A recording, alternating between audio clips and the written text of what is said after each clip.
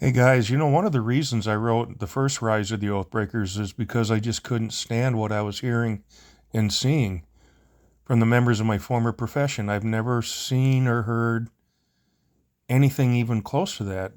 And the reason why it's so disturbing for me is because, and I've said this before, it's not that I didn't just not do that.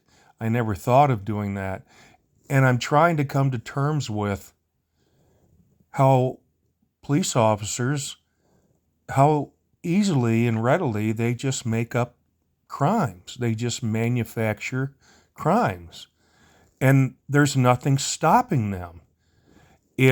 Well, for instance, I just watched one of Freeman's latest about the Fort Worth, Texas Police Department, what they're doing with auditors down there. And uh, this isn't this isn't stopping, and nobody's stopping it.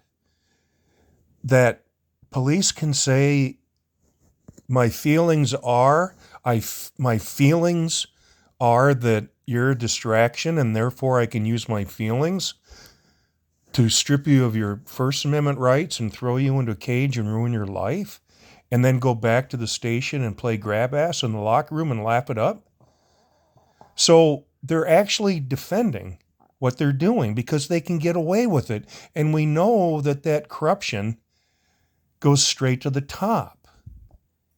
And I don't know, what our options are other than filing lawsuits. And I also, it's my understanding that in a number of these situations, not just in Fort Worth, but in other jurisdictions around the country, that these corrupt prosecutors often take these cases to trial. They actually take the case. And I'm wondering, how do we fight back against this government that just does what it wants? It doesn't care. It affords itself every advantage. We have none. And when I go back to these corrupt prosecutors, they piss me off more than even the cops. And I can't believe that they're not being, they're not being charged with malicious prosecution. Now, I know it can be tough to prove, but it needs to be something that occurs more often. But the whole system is just rotten and it stinks. So I'm going to keep writing, obviously, because it is cathartic and it gives me an outlet for my frustration and my anger.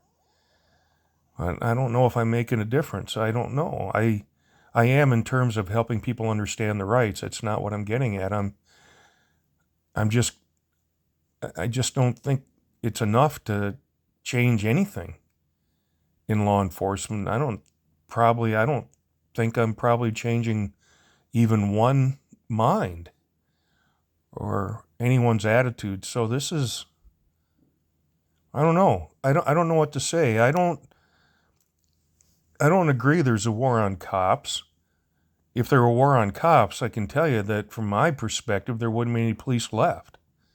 Now, the war is them against us, and it only gets worse, and they only become more emboldened. And I just don't recognize my former profession anymore, and I don't know, it makes me sad, and I wish I had the resources to affect some kind of change. So, but we can't give up. We just need to talk to one another and bolster each other and hope that